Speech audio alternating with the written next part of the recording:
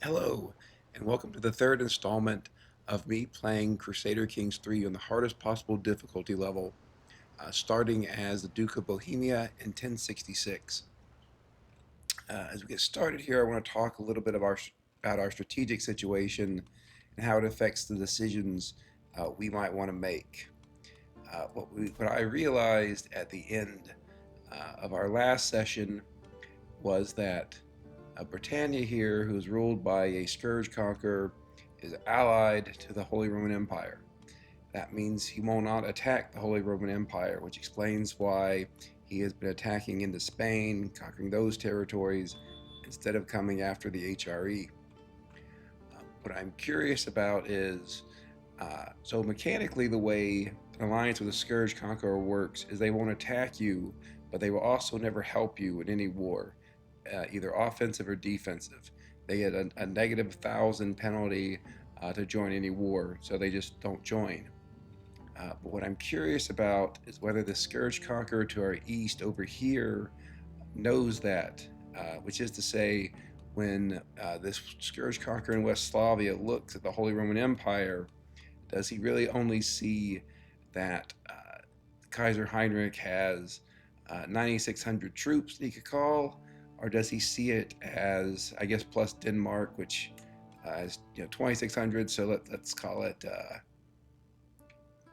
11,200 troops, or does the West Slavia Scourge Conqueror also count in all the troops of Britannia, even though as a practical matter, we know that they're never going to come to help, and that would give the HRE an effective looking strength of over 35,000 troops, which is probably enough to prevent this guy over here, the Scourge Conqueror in West Slavia, from attacking, since he only has 20,000 at the moment, even with a very large amount of mercenaries.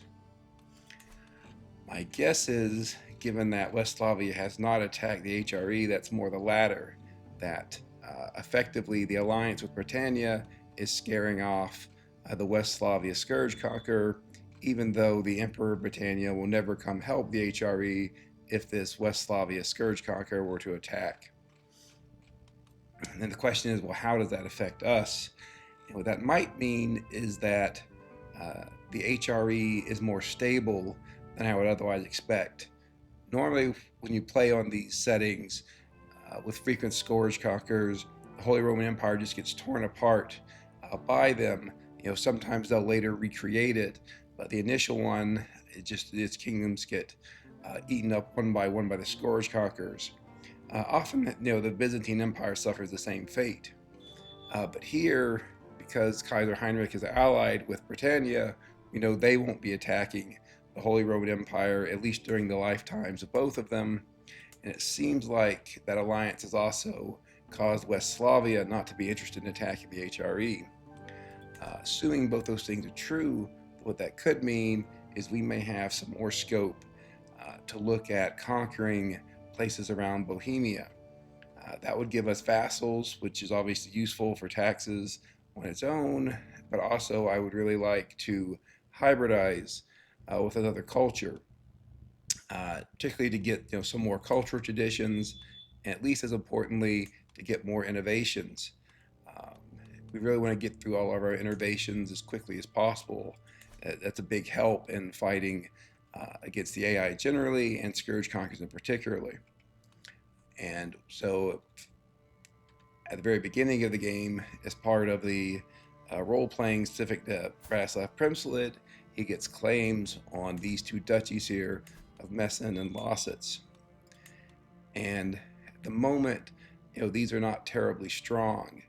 I think we could probably conquer both of them without a terrible amount of difficulty. Let me check on, yeah, because we still have quite a few alliances.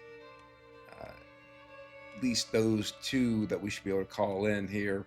And we could also build up our own military, which is not at full strength. You can see we have another men-at-arms regiment we could make, and also pump up the number of the size of our existing regiments. I guess one question again becomes whether, since one of the most important things we're looking at is hybridizing, whether we would want to hybridize with Palabian. It does have stalwart defenders, which can be very useful. Hereditary hierarchy is good for the extra vassal contribution. The Coney Raiders is not that great. I'm not a huge fan of light cavalry. We'll take them over before Revenants for Veterans get established. For innovations, unfortunately, they do not have household soldiers, which is one that we would really want to have. Because being able to increase the size of your military, your men-at-arms, is incredibly powerful and really necessary in this sort of difficulty settings to remain viable. So we could also look at whether there are other neighboring duchies. I guess pretty much all the others we could attack would be Bavarian. They also have hereditary hierarchy. They have stand and fight, which has its benefits, though obviously the plus 40% friendly casualties is a very tough penalty. For innovations, they do have household soldiers, which is very useful. For 27% acceptance with them. So I think let's take a little while and look around and see how powerful some of our neighboring duchies are.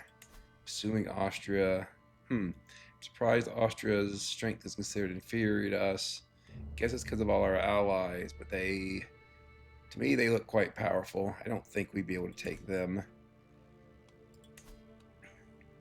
Bavaria, we don't really share a border quite because they're across the mountains. If we were going to hybridize with Bavarian culture, looks like our best bet would be to attack Nordgau here. They have a couple of alliances. Unfortunately, she has quite a few children, which they could spin out for additional alliances. So it's an interesting question of which one of these we want to hybridize with. They're also researching magistrates, which is what we're focusing on. Looks like Bavarian culture already has magistrates. That would be good.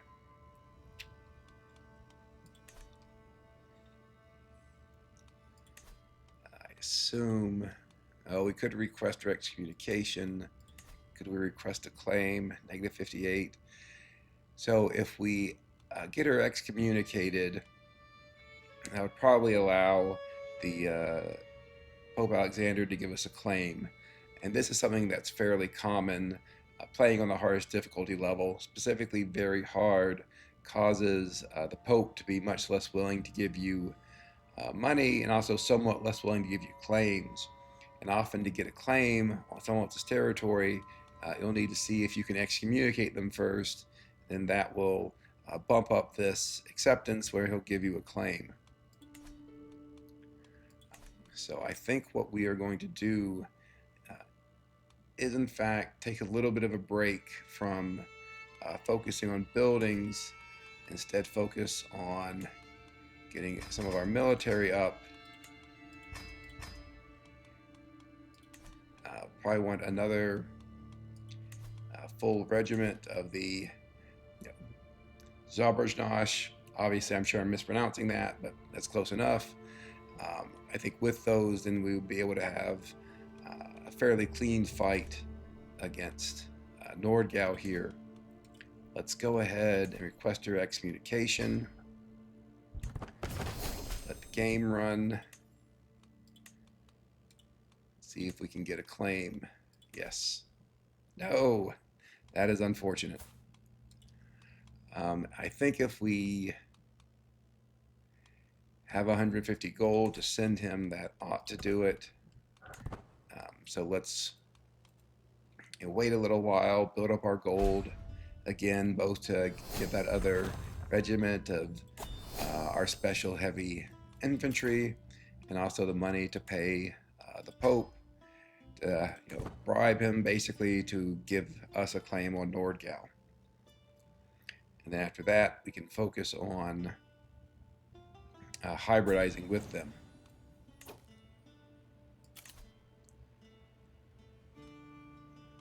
So, Austria, obviously very close, right to our south, wants to marry our daughter. It's quite a powerful alliance. Obviously, it's going to be very useful when we attack Nordgau.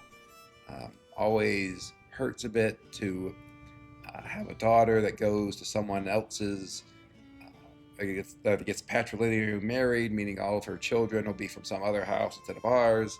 But I think it's worth it here. Now let's see if we can go back to Mr. Alexander.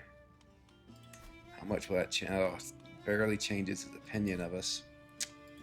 So it's probably not going to be enough.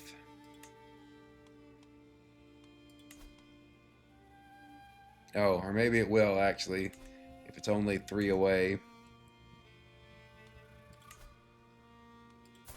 Alright. So we'll send him his gift in quotation marks. Then we'll look at Nordgau. We will request a claim, and that was enough to do it.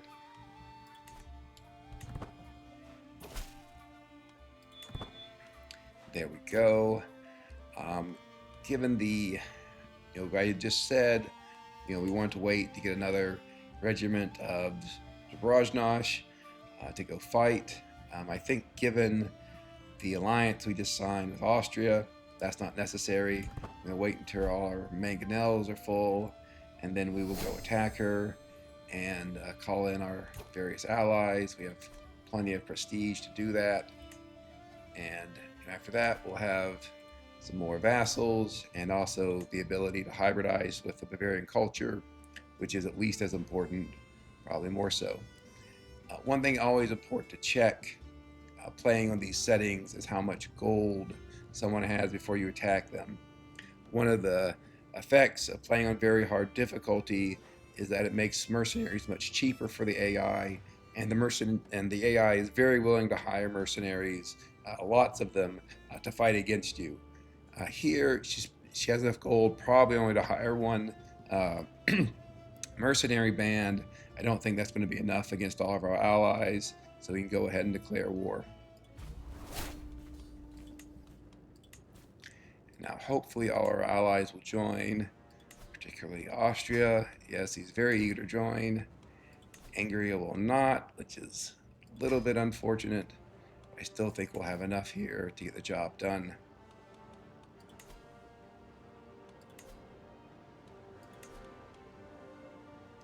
I think we'll just raise our forces in Prague, wait for Austria to join up with us, and then go into her territory. And just to verify what I said, you saw previously she had, I think, 180, 190 gold. She obviously spent some of that and got these 1,684 mercenaries. Again, something we expected, not terribly surprising. We have Austria coming up to support us. We should be in good shape here. Start heading over to her territory.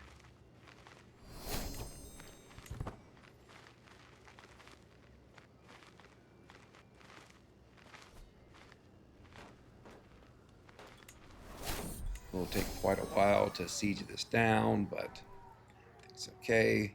We don't want to spend any money. Take a little bit of prestige.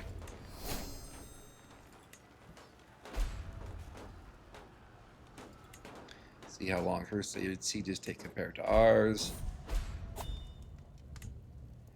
Okay, and our cousin who was our rival, we had alliance with, even despite him being our rival, just died.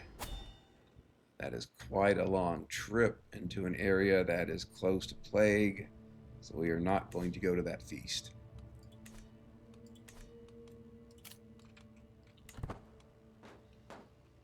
The plan here is, at least when I complete my siege, I'm going to swing back and attack her armies, try to drive them out. Looks like her armies are leaving anyway. I guess I won't need to do that. Instead, well, did she just get another ally that she's trying to join up with? Yes, indeed. I think we'll still be okay. Store our subjects. same option that we've had a few times now. You can either get, medium amount of gold and annoy one person, or get more gold, annoy everyone, and also have a little bit of legitimacy penalty. I think more gold is worth it here. In particular, what I want to do is get this regiment of heavy infantry. Might as well fill out the other two for now. So we're at our max forces of what we can do at the moment. We'll wait to spend any more gold in case things go bad and we have to hire some mercenaries. Hopefully that doesn't happen.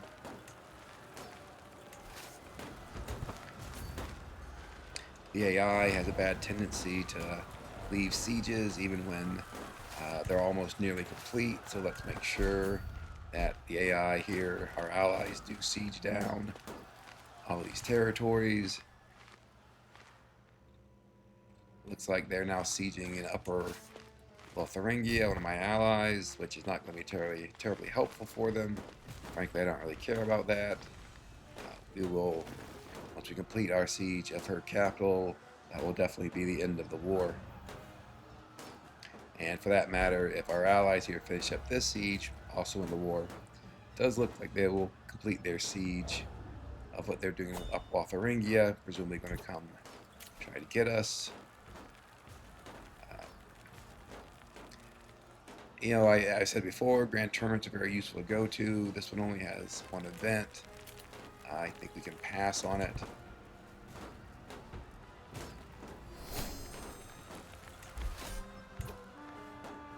And that's the war.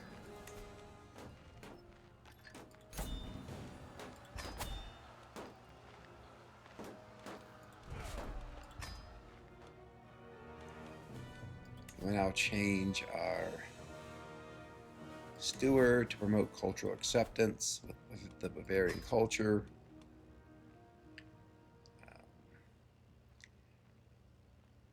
It's not increasing very much. I thought it would be more. Okay, well, I guess 1% a year. What I'm also likely to do here is we probably finally have enough vassals to justify a grand tour. We'll start the grand tour into our new lands in the Duchy of Nordgau. Have a cultural parade in each one, which hopefully will give us enough cultural acceptance with the Bavarian culture, then to create a hybrid. Guess let's check on how much money I will need. Definitely make it a taxation tour.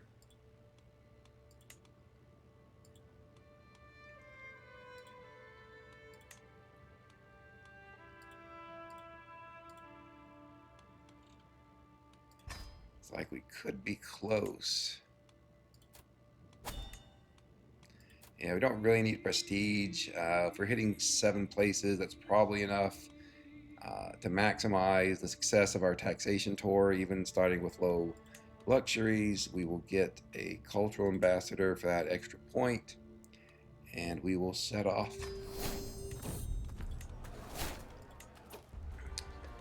Much like grand tournaments, grand tours are extremely useful.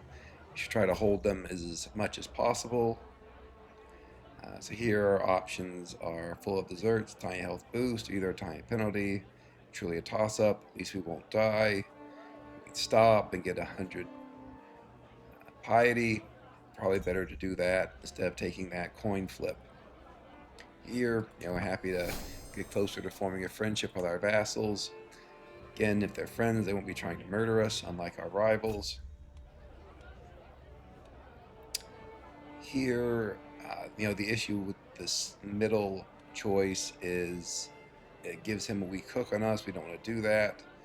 We could get a weak hook on him, or we could just get this 50 gold. I think we just get the 50 gold. It also makes our tour more avaricious, which we of course want. This is good that I have set on the nudity filter, but we will simply say What a wonderful way to wake up, lose some stress, become friends with Count Kazlav, which is, again, good to be friends with your vassals, because then they won't join factions against you. This is one of our sons, the stewardship one. Options are between gregarious and temperate. Will definitely be temperate because of stewardship bonus, and more importantly, it is virtuous. That's a relatively easy choice there. Gregarious has this weird effect that I've actually had yet another son. Probably make him learning, and if we can, we will educate him ourselves. We might be traveling, so it won't let us. Looks like we can. But anyway, I still think that this stewardship character, now has both diligent and temperate. I wonder if we can give him just, which would give him even more stewardship. Hard to give him just, but I think let's give it a try. We'll get some stress, of course, but we have several stops on our tour. Each stop takes away some stress, so we should be okay. Also have him learn a language. No, we won't have him learn a language because he's already at maximum. So we'll just proceed. Probably try to give him just one more time. Always want to have tribute.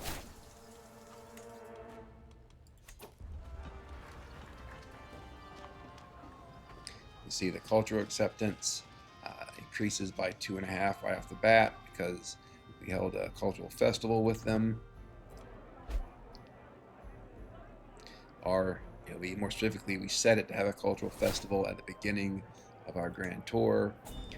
Obviously, whenever you want to hybridize with the culture, a great way is to have a grand tour in their lands and make sure that you set it to the cultural festival. Gives you many opportunities to increase cultural acceptance. So one of the things being on very hard is all ransoms to you are quartered. So then you get 25% of the ransom, and they round down. So on normal, I would get 50 gold from releasing her. Here I'm going to get 12. A lot of times it really almost isn't even worth it to ransom people. But we'll go ahead and get the 12 gold here just to get them out of our prison. And it's a little bit of gold. 12 gold better than nothing. Here, we don't need to, form an intimate relationship with anyone else. Might as well just go for the stress loss.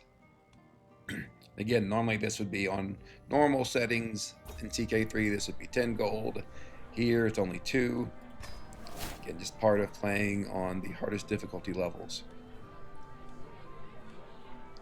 Normally, I go with it's just a misunderstanding. It does have a significant negative downside in that if we fail, the cultural acceptance decreases by 2%. Let's take a look at some of our other options.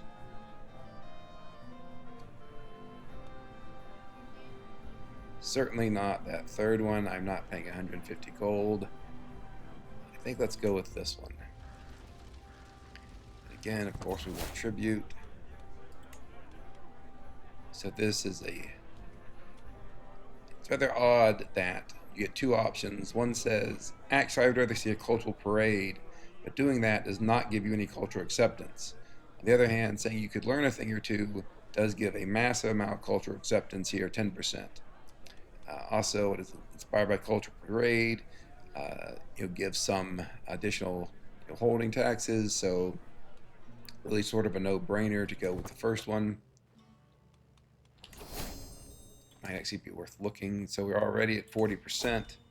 Let's form our hybrid culture between Czech and Bavarian.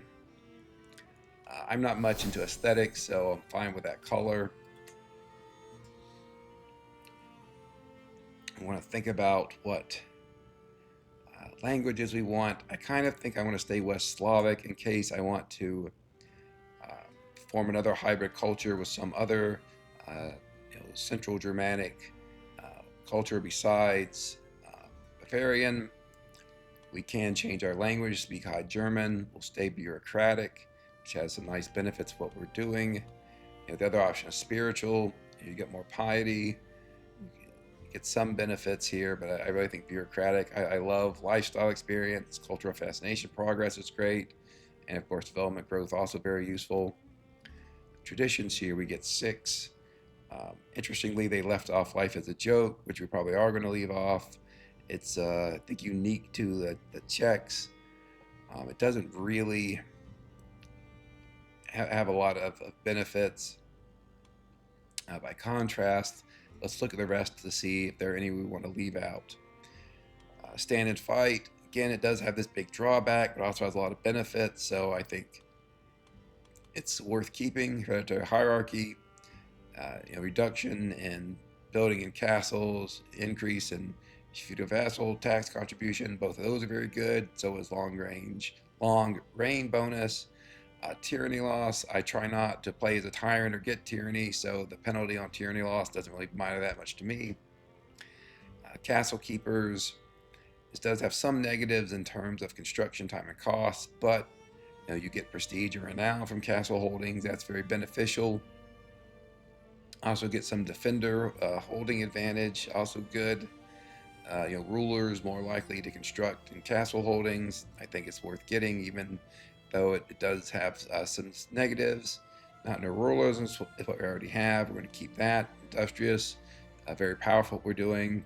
You definitely want to keep it. This is the one that gives us the watermills and windmills early. Also gives us 25 development growth when we build a building. So very strong.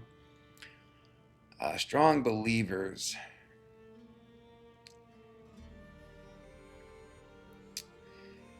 You may want to pass on that one. It's not terribly useful. Having zealous be more frequent is okay. Usually when you get offered zealous, you also get offered. I think you get offered some alternatives that are quite good. I think maybe it's either like brave or ambitious normally, so that one's okay. Humble trade, as I recall, the events that offer you the humble trade often don't give you other good options, so just kind of want to avoid that.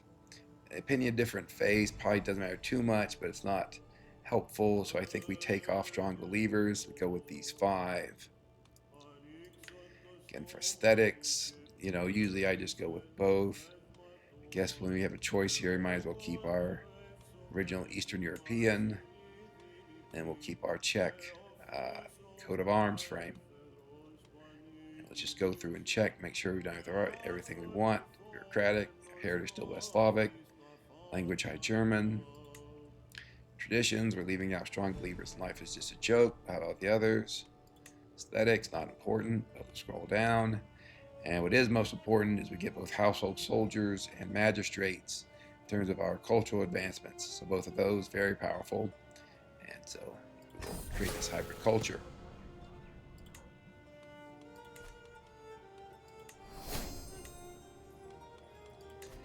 And then we will have our steward go back to increasing development in Prague or Praha. Just check here to see. So we see Bavaro Czech is in Prague and a little bit to our east and northeast. That's okay. We'll continue on our grand tour, see how much money we can get.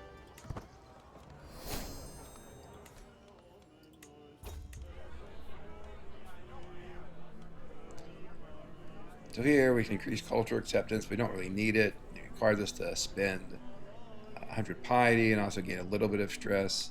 I think we'll just forget about it and get some piety and avoid stress. So that notification reminds me that I need to take a look at our cultural fascination to see which one I actually want to focus on.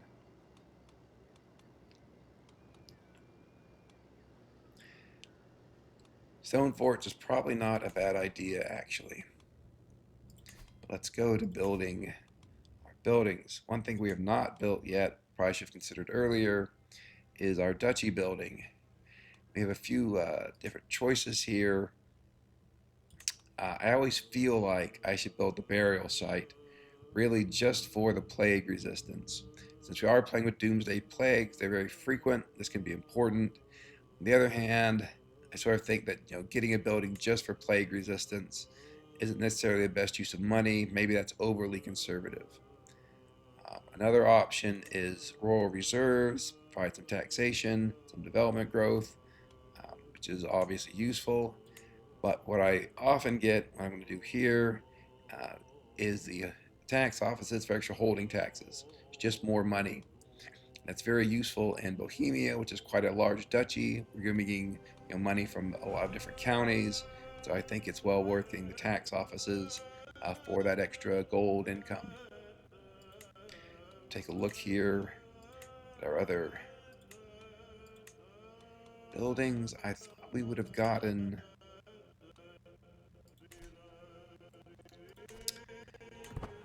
I'm a bit surprised. I thought we would get an extra building slot from getting magistrates. Yeah, I don't know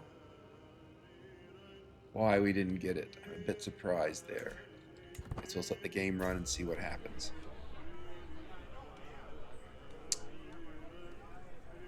So here, again, we probably don't really need culture acceptance. I mean, it's perfectly fine to have if we weren't giving up anything. But drink and forget, stress gain minus 15%, very powerful. So we're going to go with that. Keep our character at low stress. Uh, Try and make sure he's alive and healthy for as long as possible. Speaking of which, you get to give a dog. Dogs give you some bonuses. I think they particularly they give you a health bonus. So we definitely want the dog, even though it's a little bit of stress. And of course, we want tribute. Name our dog whatever. We have another life learning perk. Going down the medicine tree. So continuing that. Let's check our son here. I don't think we have to do anything with him since he can't learn another language yet.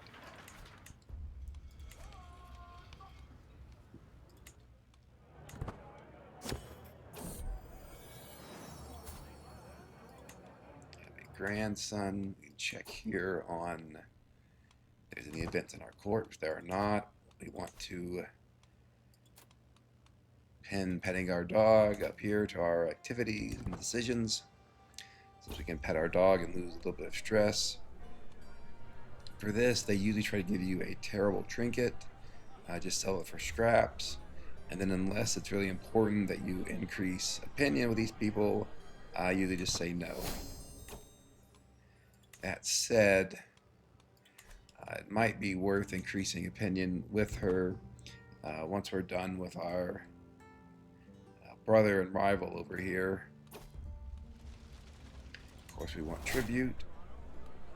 We'll take the option that loses stress there.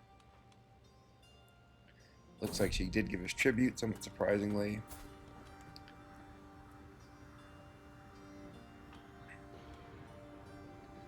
So this option, we can build the brew house building, which gives us some development growth in one of our temples. It's not directly in one of our own holdings. It's a fair amount of gold if we want to have him as our court brewmaster. It does give some popular opinion. I think we'll just pass on that at the moment. If we were deeper in the game, had more money, making more gold, then we probably would bring him in.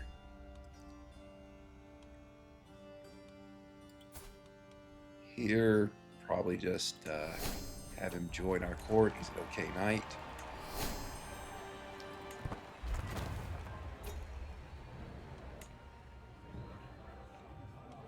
Let's see here. So the consequences of a nauseating meal are more stress gain. But a good meal gives a small health boost. I think it's worth, it's basically a coin flip here. I think it's worth the risk. Try to get a good meal and a health boost.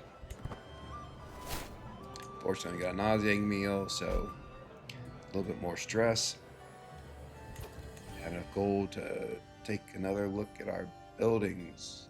Okay, so unfortunately, we have just hit poor health despite our best efforts. That is unfortunate. Okay, now we do see, well, at least for Prague, maybe it's the only one, that Prague does have an extra building slot now. which is what I thought should have happened from our getting magistrates. I think what we really want to do here is build hospices to get some plague resistance in our capital. Other than that, we're just looking to build anything at level 2, get it up to level 3. Here, might as well recruit this guy, get closer to forming a friendship with him.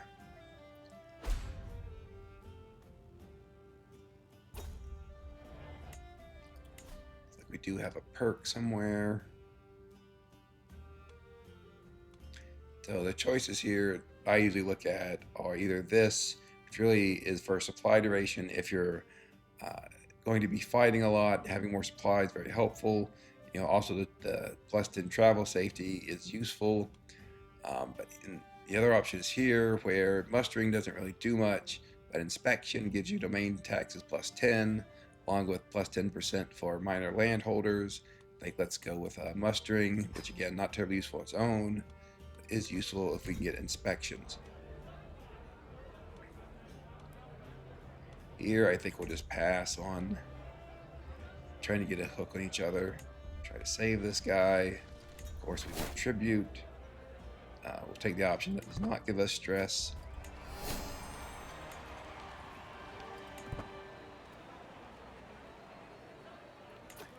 Let's see. So we have 4 more years before our stewardship son become an adult. We could make him our heir. There's one option here. Well, I guess it really wouldn't matter much because there are only 2 perks. Yep. Okay. So what we really want to do now is have our next perks go straight to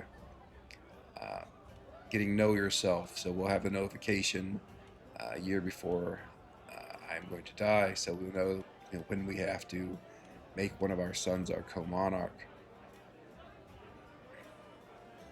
Here, I usually go for Poet. It's more stats. The first option, becoming a friend, is good. I think we're already allies with him, so he can't join factions against us. So I think we'll just go with the Poet instead.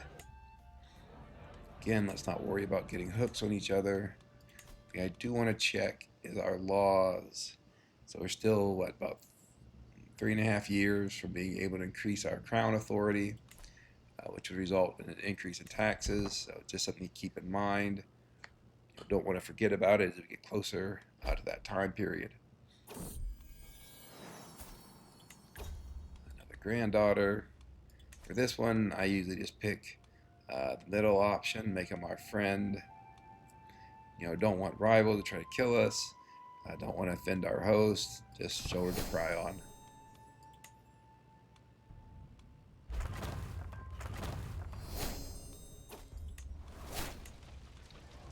Obviously, I want tribute. Avoid stress. Hopefully, that does not give him a hook on us. Look at building some more buildings.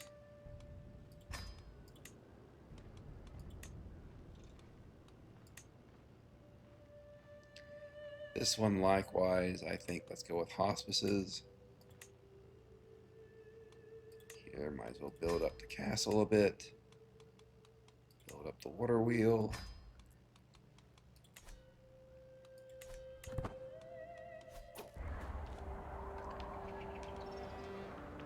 So this is our archbishop and brother, who we are now rivals with.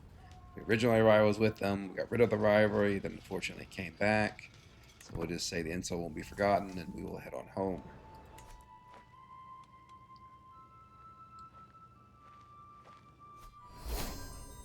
So here we get 300 renown, which is very useful, along with magnificent liege, which gives us a plus 20 vassal tax contribution, which is just great. Get some opinion with everyone we visited. So, all good stuff.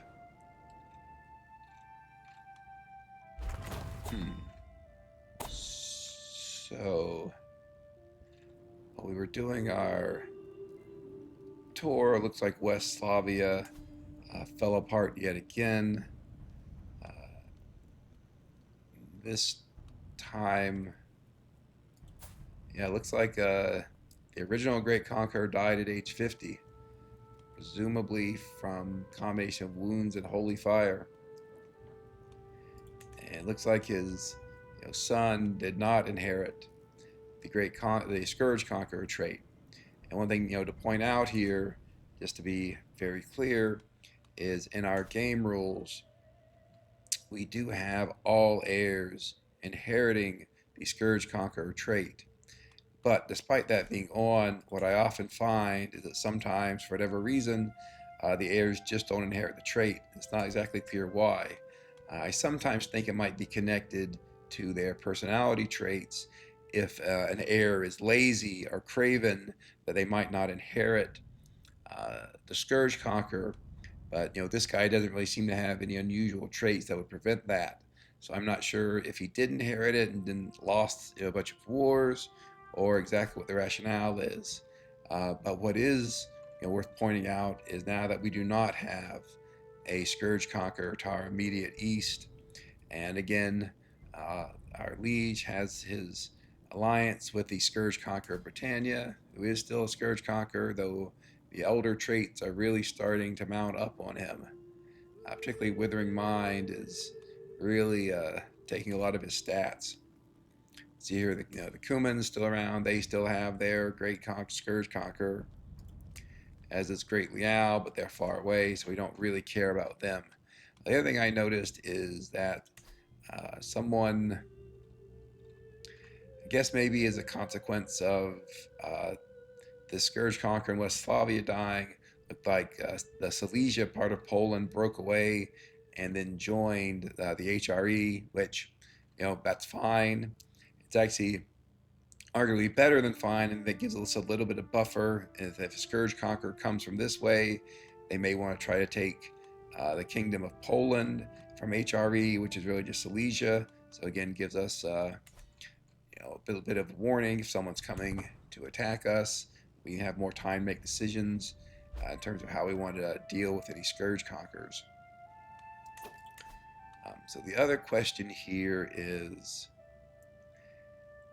whether it's worth going after Meissen and then Lausitz, since we do have claims on both of them. But these are press claims, which means they can be pursued by our heir. And I think probably want to do is just wait for that. I'm a bit concerned with our current character. So this is, with our current character being old, don't really want to start a war that might take quite a while and to drain our treasury. Really want to start focus on building up money for our successor, whoever it is. Hopefully our namesake will get a 4-star stewardship education, and that would probably mean that we would pick him to be our heir. This is our brother, Archbishop, who became our rival again prior time because we condemned him. Let's just defend his character, make him a little bit happier with us. He's trying to murder us. Maybe that will dissuade him. So this is the marriage to the children of the Austrian ruler to cement that alliance. That's fine.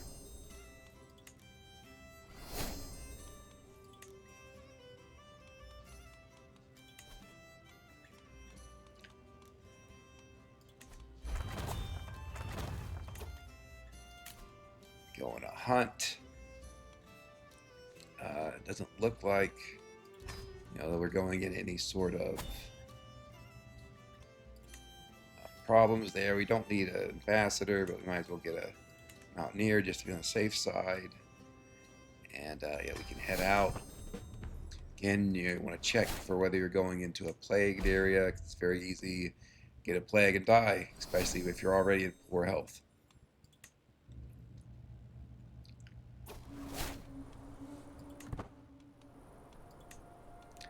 I am a bit surprised that Bratislav is in poor health, given that he has number of modifications here that are giving him a health boost. I do sometimes wonder if his health is set a bit lower than other characters, so that he dies young.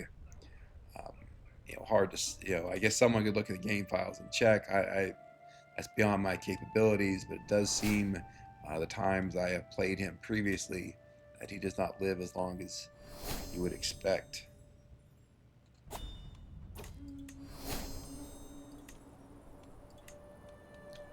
So no more learning lifestyle. We talked about we want to get down to know thyself, so we know when we're going to die and when we have to make the decision about which of our children will be our co-monarch and thus our heir. So very important that we get that perk as soon as possible. I think we'll just go with this for the stress loss.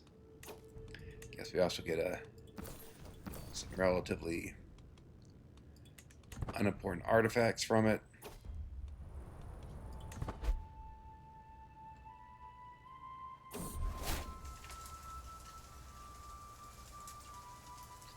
So obviously a bit of a bug here in terms of what happened, but in any event, the hunt was canceled. I think maybe our host got injured. Hopefully we do not get drained by mosquitoes, even though it's a tiny health penalty. I really don't want any health penalty at this point.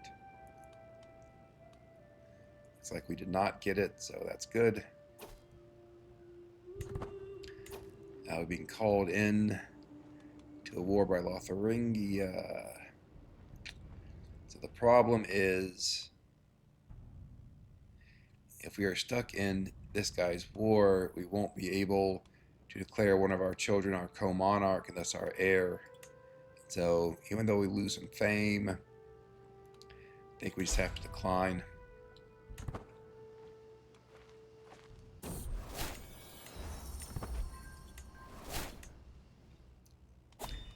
Really don't want to do much until I get know thyself, so I know when I'm going to die here in advance, and also that the younger Bratislav here becomes 16. We can see what sort of education he is, and at that point, we'll need to make a decision about who will be our co-monarch and thus our heir. We're gonna like more gold. So the issue here is.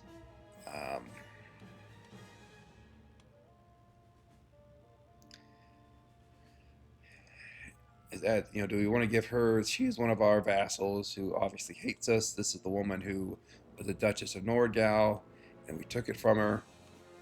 If we give her a weak hook, there is a good chance that she changes her contract in some way that hurts us, is disadvantageous to us. On the other hand, 500 gold is a lot. I don't really like to do it. I think the lure of the 500 gold is enough that we'll do this option and hope that she doesn't do anything too bad with her weak hook. Option star legend, legends. As part of playing on the hardest difficulty, legends are very expensive and spread very slowly, so it's really not worth it now. If it gets to really there's something that you can only effectively use in the late game when you have much more gold.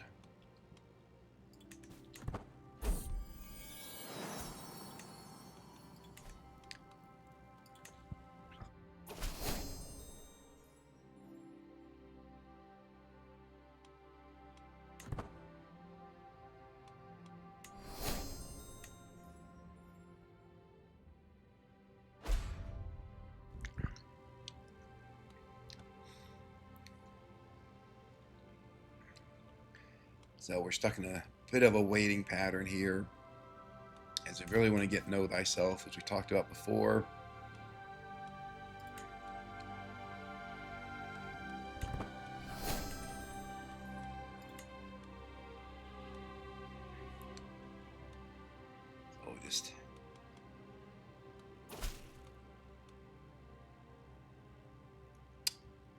So she changed so that she's not giving us any feudal levies. This is probably, from our perspective, the best thing she could have done. Feudal levies aren't that important. I get this event where I'm befuddled with age. I guess I'll try studying the ravages of disease on a corpse. The obvious concern here is if I get some disease, that would be very bad.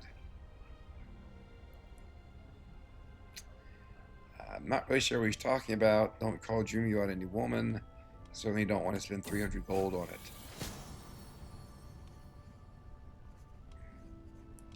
So we'll see if our personal physician will help us in studying disease on a corpse.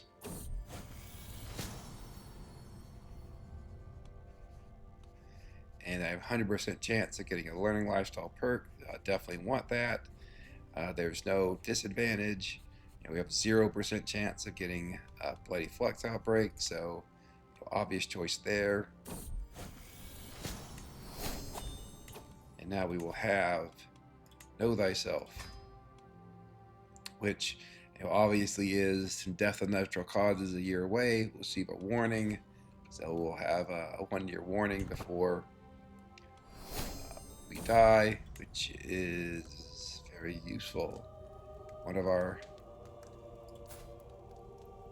sons died in a torrential rainstorm. I mean, he wasn't going to be our heir, but it's still sort of unfortunate. He's a very good martial character. Could have been a general for our next ruler, but he is gone now. We previously lost a daughter in childbirth. That was something that happens in the game.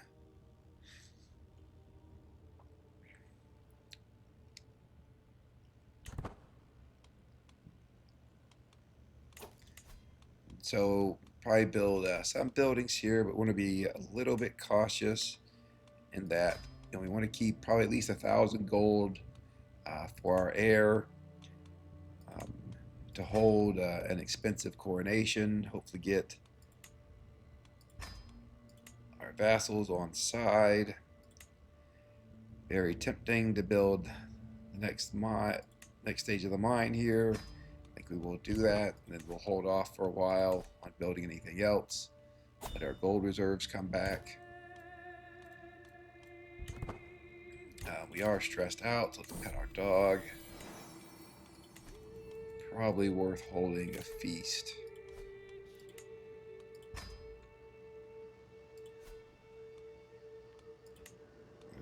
Travel a very short distance, definitely don't need a mountaineer. Especially now that we're in poor health, we want to fully de-stress.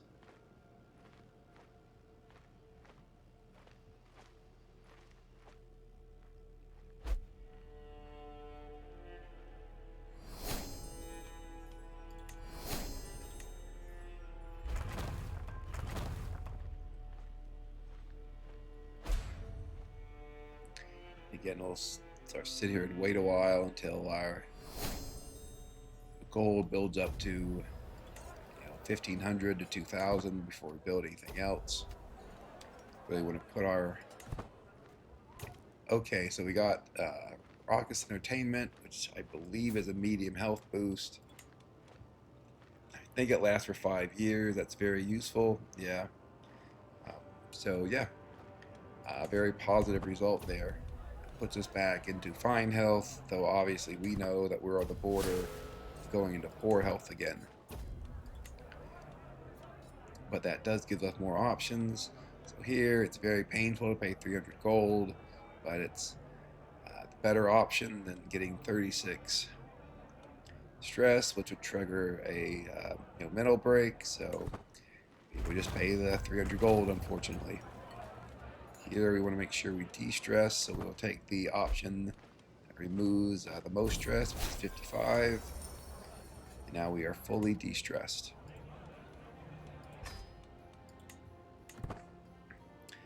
Now the next question becomes, with our at least temporarily renewed health, is looking at the Duchy of Meissen here.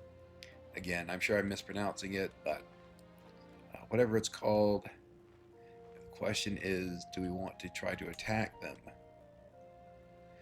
They have a decent number of troops. Obviously, we have more when you count on our allies. They have enough gold for at least 1 mercenary regiment, probably 2. If they're willing to spend all of it.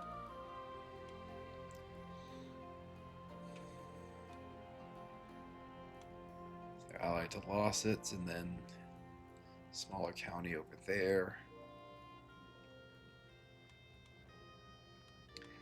He is a martial character, though not a very good one. He does have a lot of children that he could potentially use. So one thing we could simply do is let our gold build up and focus on maximizing our army here. We can increase all our regiments by the size of 3. Build another regiment. We got that when we got standing armies, when we hybridized our culture. So I think the most obvious point here for a while is let our gold build up, and we can make a decision about what we want to do next. Either just continue building buildings or build up our military a bit more and take on Messin over here. Still claim. Still subjects is good. Get gold. Develop capital. 36 stress. I think that's acceptable.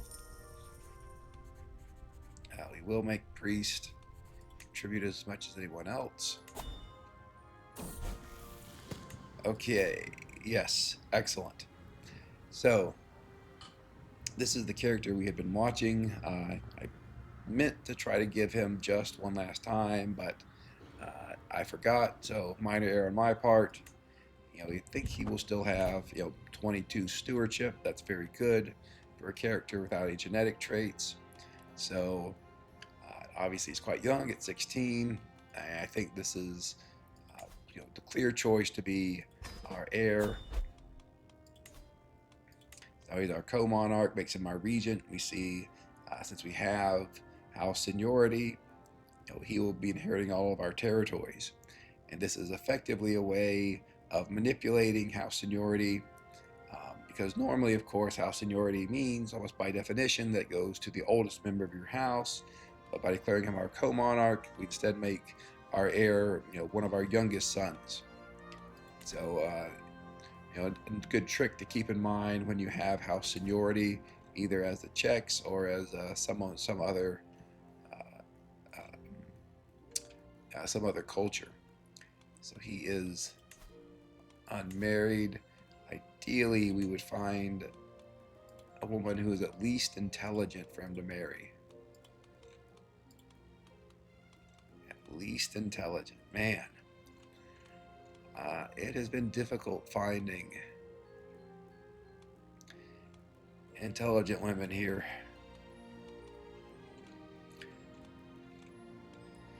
I mean, we could marry him to someone with, very strong, Amazonian physical strength trait, big health boost, but could also marry him to someone who's beautiful. But I think it's still more useful to marry him to someone who has an intelligence trait. This woman seems to have the highest sum of all skills. There's a concern that she's chaste. I think generally these fertility modifiers don't matter too much for the player character. They do seem to matter quite a bit for the AI. The other option is this woman who is sadistic, which isn't great. She does have better diplomacy, which could be helpful.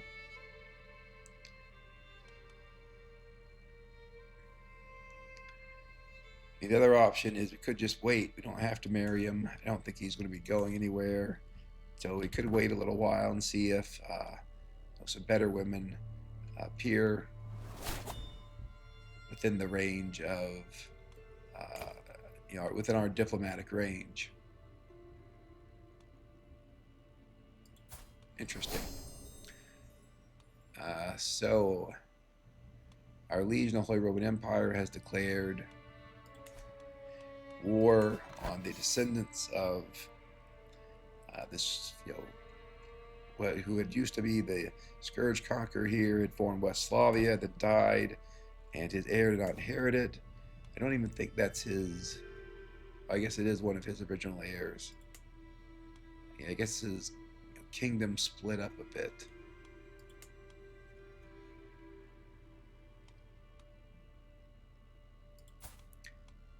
Anyway, not terribly important from our perspective.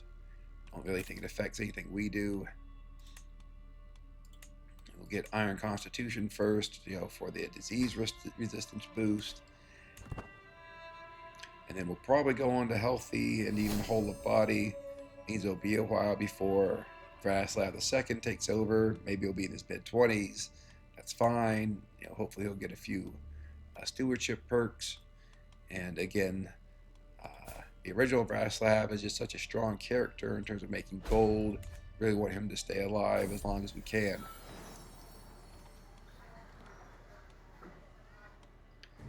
Here we can increase our prowess. It costs a little bit of stress, or we just get a little more prestige. I guess we might as well get the prestige. For having a higher prowess doesn't really matter.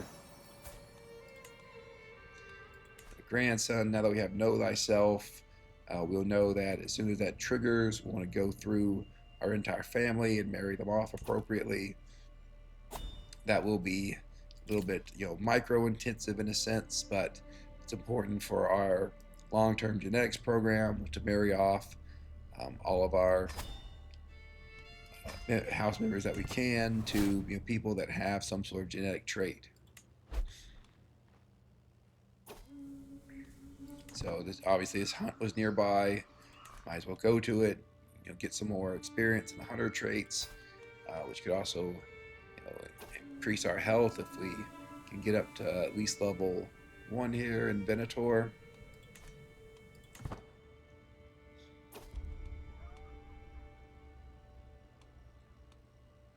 You know, 85% chance, also get some stress reduction. Might as well see if we succeed, and we did. Just check here on our tips if there's anything that we need to be concerned about. I'm curious who is currently, okay, so Kaiser Heinrich had a son who was currently the lead to become the next emperor of the HRE. It is what it is. And we'll see if our son here, depending on how long he lives compared to Heinrich, our son does have at least one virtuous trait. Hopefully the electors will look favorably on that.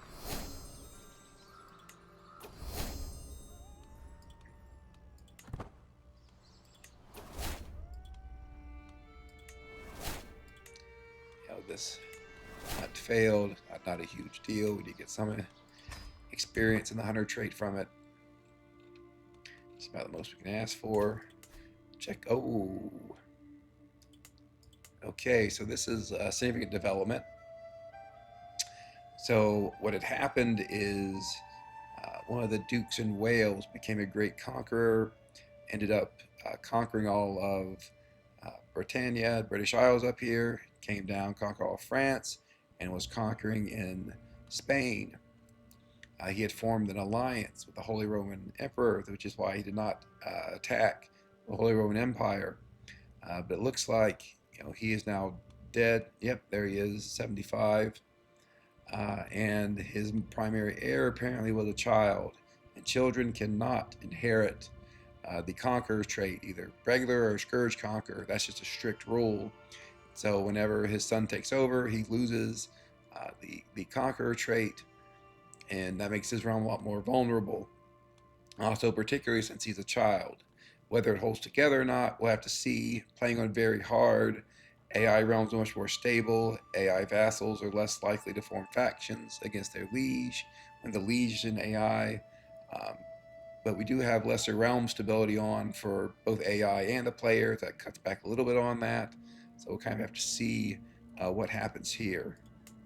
What I am now concerned about is the Almoravids have a Scourge Conqueror who's not too old, in good health, and he's already conquered quite a bit of Western Africa. He's probably going to be coming up through Spain, perhaps even through Italy, and obviously that creates another potential threat for us. Let's take a quick look at what conquerors exist in the world.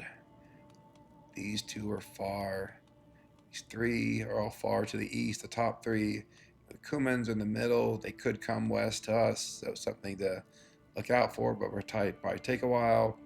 Persian Empire now has a great scourge conqueror, obviously a much bigger concern for the Byzantines than us. God's Navas still have their scourge conqueror. They have scourge conquerors to either side of them now. That's the Almoravid guy we just looked at.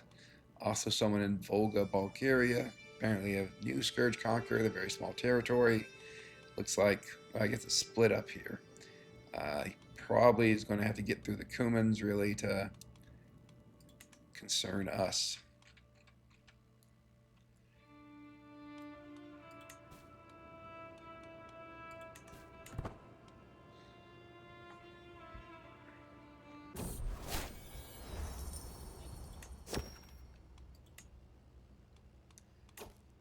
Came back. I think let's build up our military a bit.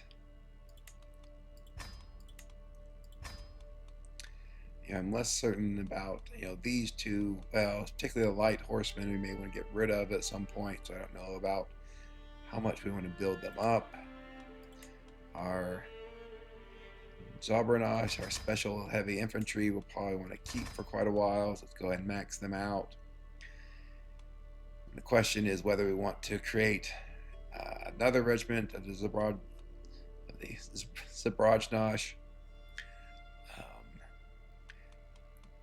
I think we will consider that. Continue to consider that, and the real issue here is, do we want to take a crack at getting Messene under our control? Given that we have a bit of renewed health, should be enough time to do that. But I think we will end this episode and session here.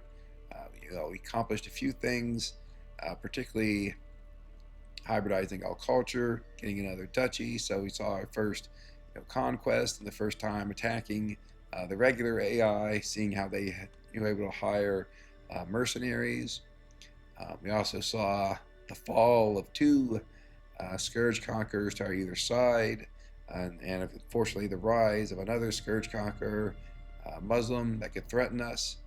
And we have a big decision to make about whether we want to attack Messene, and we will all do that in the next episode, which I hope you join. Thanks very much. Bye.